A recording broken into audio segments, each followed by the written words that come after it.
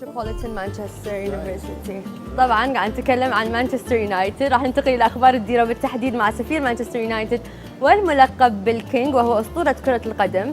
فهو ليس بهداف رائع بل هو يحرز اهداف رائعه. يسعدنا ان نستضيف في هذا الصباح دينيس. Good morning. Good morning. How are you? Fine, thank you. Or you're right, like how they say it in Manchester, yeah? Right, well it's a bit warmer here than in Manchester, yes. Yeah, I'm sure.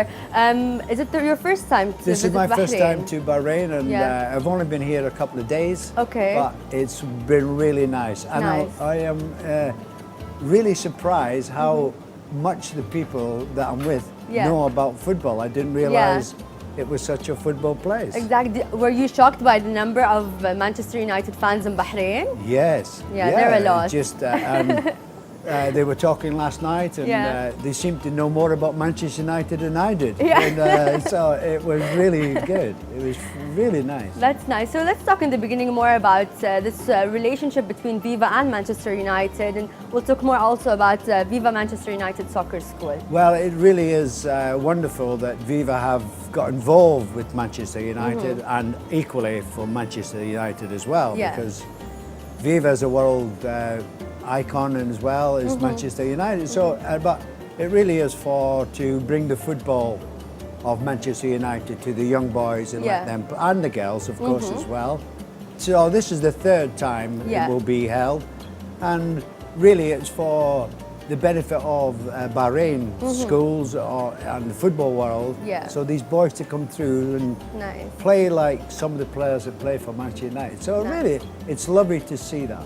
So can we say in the future we might see one of the players from Bahrain play in Manchester United? Well, you never know. That'd be great, you certainly never know. When you look around the world of football nowadays, where in Britain, or say in Manchester, it was basically people from that area, but now they're from Brazil, you know, anywhere in the world. So maybe in a few years' time, you never know, you might see some young boys from Bahrain that playing for Manchester United, which would be marvellous. Exactly, and I just wanted to know, like Bahrain in January 2013, we had the Golf Cup here, and we were always wondering when we see the Bahraini team win or lose, why can't the teams, let's say the Arabic teams or the Gulf players, play like they play in, let's say, Manchester United or Manchester City? What's so special about the players, let's say, in Manchester United? What will the boys and girls of Bahrain get from, let's say, the skills that Manchester United players have? Well, I think, you know, when you're young and you have sort of role models to watch, and you watch how different sports behave and how they play, you take that in. You know, once you see how they're doing, and it's not all about you know, passing the ball. You have you know, how you go about it. There's so many things which the young take in, and they, you know, when they are shown by international players at Manchester United how to pass the ball, where to go into positions, they learn that. They're young and they pick it up and they learn it and they do it and they say, well, that's what I should be doing. So it's something like that, and because Manchester United are one of the most famous teams in the world, they pick up and they listen to these people. So that is love. And the nice thing about that is that Manchester United coaches could come and say, well, I was with that boy last year. Look how much he's improved that year. So you learn that way. What about entertainment? I know that Manchester United really focus on entertaining while playing as well. Yes, that had always been Manchester United's way of playing football. They went onto the stadium to entertain people by playing nice football, scoring goals, because the people who had come into the stadium paid good money.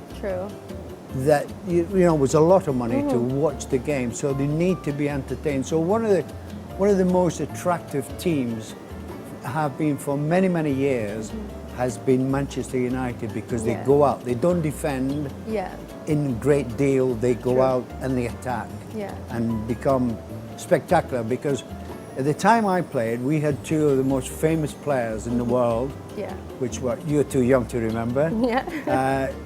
Was Sir Bobby Charlton, who was English and played in the World Cup, and we had the great George Best. So those two players will live in the minds of many, many people for a long time. That's true. And yesterday when I was viewing some of your interviews on YouTube or even reading some of your interviews, I realized people comment, and one of the guys said that in the 60s, legends were born. From the 90s, celebrities were born. How do you comment on that? Well, I was, when you go back into the 60s, it really was the time of the Beatles, the Stones, the Rolling Stones. It was becoming into the world of entertainment. Before that, football was just a game. Now we've got star players and it's on the television. So all of a sudden, football became show business.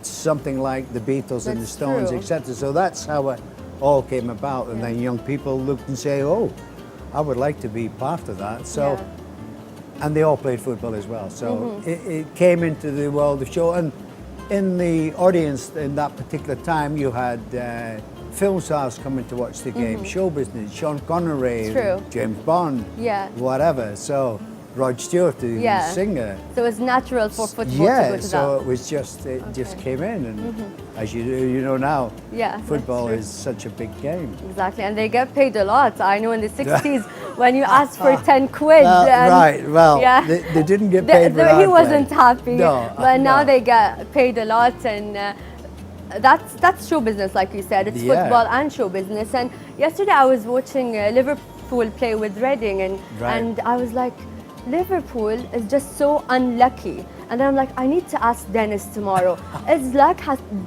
have to do anything with football? Well, I think in any walk, in any job, there is a slight bit that luck is part of the game. But in the main, it's skill. But like everything, we need a bit of luck to get that particular goal. In football, sometimes you are the best team and you get beat. You know, because you haven't had that. The ball hits the crossbar, the goalkeeper dives that way and it hits his foot and it goes out. So you need a wee bit of luck as well. Hopefully. I know. I mean, so you're a bit of you know about football. Yeah, I mean, I studied in Manchester for 4 years, and I saw the city. The whole city was busy with Manchester United, and everyone who was telling me, "Where did you study?" I studied in Manchester United, and they were like, "That's the team." I'm like, "No, but the city is revolved around Manchester United and now Manchester City." Yes. So do you think it's a positive thing to have two teams play for the same city? Definitely. I have 5 children. They're all grown up. Your son is I've got 4 sons. And one of them is Manchester City. Does it bother you a wee bit? Well, the point being, that's his team. So he's suffered for many, many years because it's always been Manchester United. But last year they won the league title. So he's quite happy. So the nice thing about having 2 teams in a city like Manchester, huge teams, is the rivalry is really good. And although the game, you know, when they play each other is a bit of a battle, that's you true. know, you're friends after it. So that is the beauty. So and because they've got 2 great teams in it, it brings the city of Manchester to the world as well. So it really is good. And it really shocked me to know that you don't really watch football, do you? And you don't really care about the tactics and the whole thing, just love to play. More than watch. But do you always watch a Manchester City and a Manchester United game? No, I watch Aberdeen.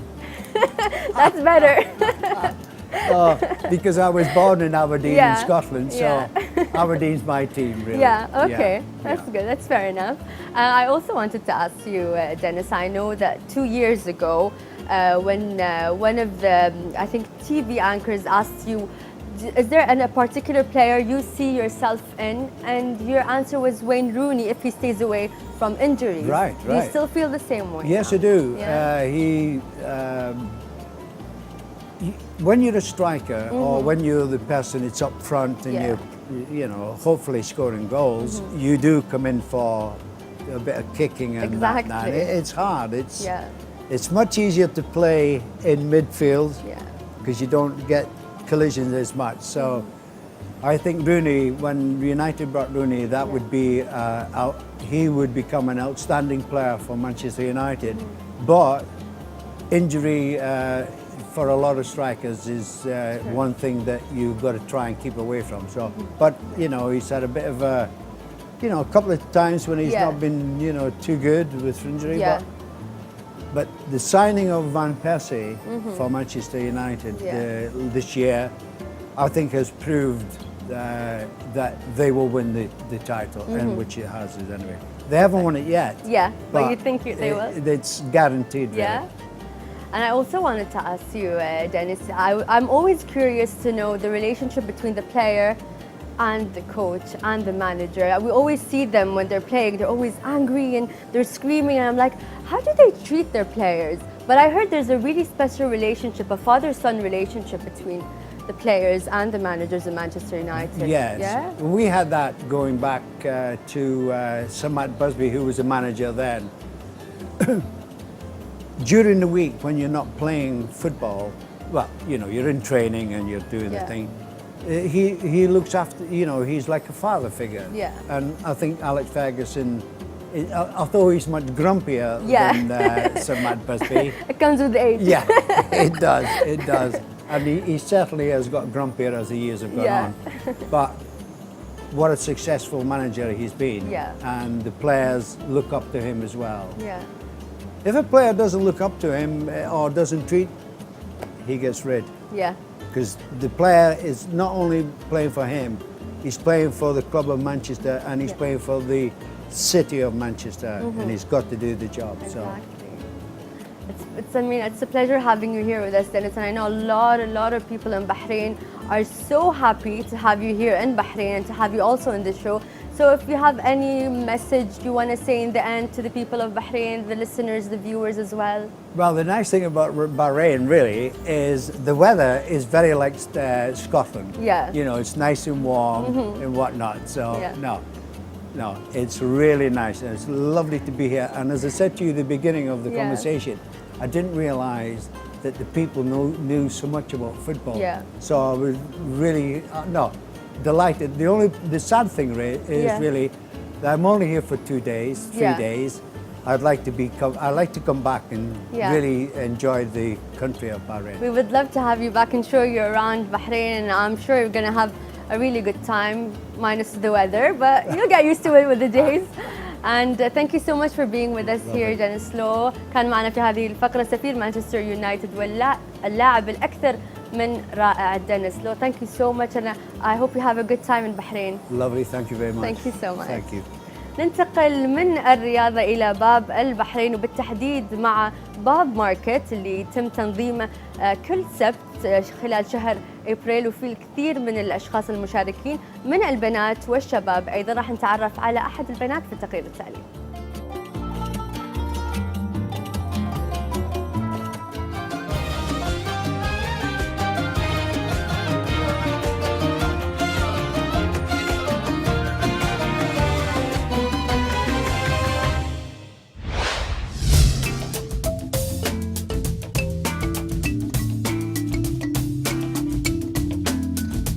تواجدت أمل شرباتي بنت المصممة اللبنانية المعروفة إلهام شرباتي في معرض باب ماركت بالبحرين. أنا حالياً عم بجرب يعني فوت بهالمصلحة، جبنا اللوفرز لهون to feature them. كله صنع يدوي، صنع حرفية ببيوتهم، ويعني كل ديزاين شي، كل موديل شي، في كل شي. عرفت إلهام شرباتي منذ 20 سنة في لبنان بإنتاج العباية اللبنانية. عنا كل شيء، يعني عنا العباية، النول، الوبر الجمل، السلك، يعني الدشدش، يعني مثل ما بقولوا من البيبوج للطربوش، يعني كله. أحضرت أمل شرباتي بعض المنتجات من لبنان لبيعها وتسويقها في البحرين. بس حالياً أنا بس يلي جبته معي هن بس هاللوفرز، يعني just to feature them. بس بلبنان عنا كل شيء، ومصلحة عمرها 20 سنة، والوالدة معروفة يعني وعن اختيار المكان المناسب لعرض منتوجاتهم قالت أمل شرباتي: باب ماركت لأنه قديم، ولأنه هيدا الشيء اللي بيعبر عن العباية وتاريخ العباية وتاريخ هالاشياء الحلوه يلي عن جد عم نفقدها ويلي العالم لازم ترجع تشوف قد هي حلوه وتشتريها وتقدرها وتقدر قيمتها. مشان هيك يعني ما يعني هيدا حسيت المطرح يلي شو بقولوا it fits the product.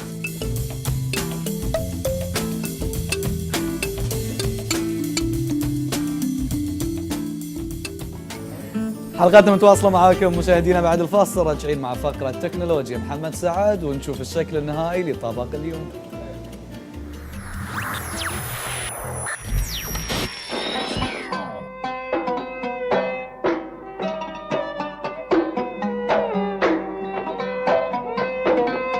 ذكريات عشتوها مع الشاشة، مواقف انطبعت في ذاكرتكم. علشان تسترجعونها تابعوني في عتيج التلفزيون خديجة الكوهجي.